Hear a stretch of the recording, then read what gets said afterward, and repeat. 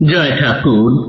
শ্রী শ্রী রামকৃষ্ণ পুঁথি চতুর্থ খণ্ডের অন্তর্গত শুরু করছি নতুন অধ্যায়, ভক্তদের সঙ্গে নানা রঙ্গ।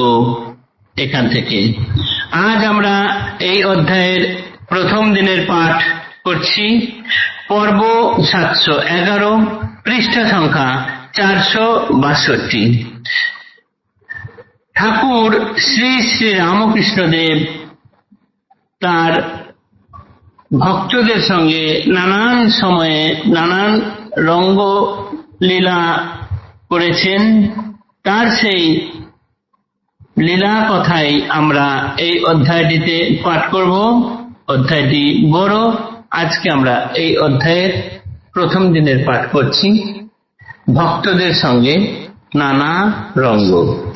জয় জয় রামকৃষ্ণ অখিলের স্বামী, জয় মাতা শ্যামা সুতা জগত জননী, জয় জয় দোহাকার যত ভক্তগণ, সবার চরণ রেণু মাগে এ অধম।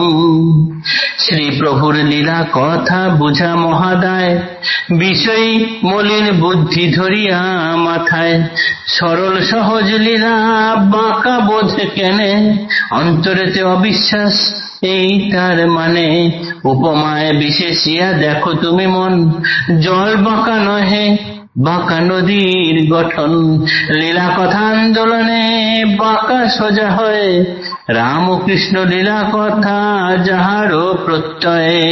অখিল বিশ্বের স্বামী প্রভুদেব রায়, সঙ্গে আনা আপ্ত জনা ভক্ত বলিতায়, অবতারে শ্রী প্রভুর শ্রীঅঙ্গে জনমে, তবু কেন গাই তাঁয় অবতার নামে।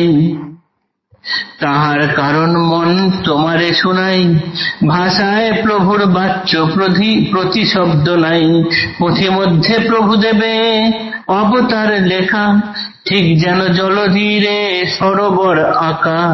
সেই মতো প্রভু ভক্তে দিয়া ভক্ত নাম, দেখাইনু হিমাচলে বালিরও সমান। প্রভু ভক্ত করুণার করিলে কটাক্ষ, তখনই জনমে কত ভক্ত লক্ষ লক্ষ। হেন বস্তু প্রভু হেন বস্তু ভক্ত তাঁর, ভক্তি ভরে শুনো লীলা ভক্তির ভাণ্ডারে।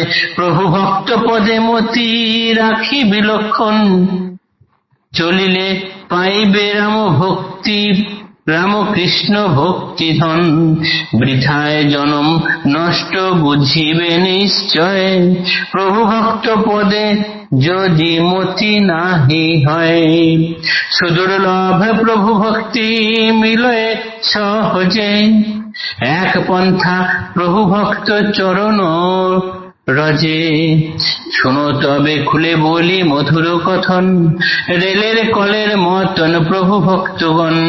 এক এক ভক্ত এত শক্তি ধরে গায়ে, হাজার বোঝাই গাড়ি নিজে টেনে যায়। রঙ্গালয় থিয়েটার অতিশয়হীন, লম্পট বেশ্যার দল অন্তর মলিন, তথায় রাখিয়া প্রভু আপনার জন।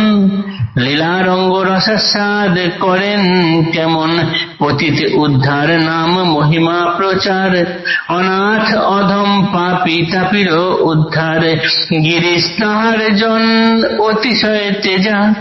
গৃহী ভক্ত চূড়ামণি বিশ্বাসের রাজা, কে তিনি শুনহ কথা সন্দেহ হবে দূর। একদিন প্রভু দেব লীলার ঠাকুর, কহিছেন আপনার অন্তরঙ্গ গণে, কালীর মন্দিরে আমি আপনার মনে। উপবিষ্ট হেন কালে দেখি নিরখিয়া, আইল মূরতি এক নাচিয়া নাচিয়া। বগলে বোতল দুটি, চুলে বাঁধা ঝুটি, পুরুষের চিহ্ন যেন খেজুরের আটি। কে বাসে যখন আমি জিজ্ঞাসিনু তাই, কহিল ভৈরব মুই আইনু হেথায়। কিবা প্রয়োজন তারে পুছিলে আবার, উত্তর করিল কার্য করিব তোমার। গিরিশ আমার কাছে আসিবার পর, দেখিল ভৈরব সেই তাহার ভিতর।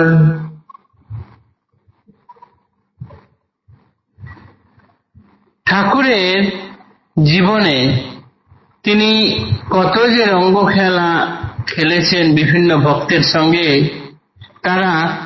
তা আমরা এই বিষয় বুদ্ধি সমন্বিত, মলিন বুদ্ধি সমন্বিত বিষয় লোকের মাথায় অনেক চেষ্টা করেও বুঝতে পারবো না।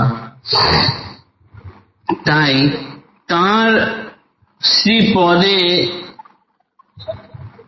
একটানা বিশ্বাস রেখে আমরা যদি তার লীলা কথা শুনে যাই, তাহলে হয়তো তার প্রতি আমাদের বিশ্বাস জন্মাতে পারে। ঠাকুরের ভক্তদের প্রতিকার এখানে বলেছেন যে প্রভু ভক্ত নাম দিলাম, এবং তাদেরকে এখানে দেখালাম হিমালয়কে বালির সমান দেখালে যেরকম হয় সেরকম। কেননা প্রভু ভক্তের কটাক্ষে, একটি কটাক্ষে লক্ষ লক্ষ ভক্তের জন্ম হতে পারে, এবং সুদুর্লভ প্রভু ভক্তি মিলয়ে সহজে এক পন্থা প্রভু ভক্ত চরণের রজে। প্রভু ভক্তের চরণ ধুলি যদি মাথায় নেওয়া যায় এবং যদি যথার্থ বিশ্বাস থাকে, তাহলে এক সুদুর্লভ প্রভু ভক্তি সহজে মিলবে। তারপরে ঠাকুর এখানে বলছেন, শুনো বলি মধুর কথন। কিরকম ভাবে গিরিশ ঘোষ তার কাছে এলেন। ঠাকুর গিরিশ ঘোষ আসার আগেই ভাবস্থ অবস্থায় দেখেছিলেন জটাজুটোধারী এক পুরুষ দুহাতে দুটি বোতল নিয়ে চলে এসেছেন সেই ভৈরব রূপে। ঠাকুর তাকে জিজ্ঞাসা করলেন যে এখানে কেন এসেছেন? বললেন তোমার কাজ করব বলে। গিরিশ যখন ঠাকুরের কাছে আসেন, তারপরে ঠাকুর দেখে বুঝতে পেরেছিলেন এটি সেই ভৈরব যাকে ছোট ভৈরব হিসেবে দেখেছিলেন, তিনিই এসেছেন এখানে গিরিশ ঘোষ হিসেবে। এই লীলা কথা আজকে এতটুকুই থাকলো। আগামী দিনে এর দ্বিতীয় অংশ পাঠে আমরা আরো নতুন নতুন কথা জানতে পারবো। আজকের পাঠ এতটুকুই। জয় ঠাকুর, নমস্কার।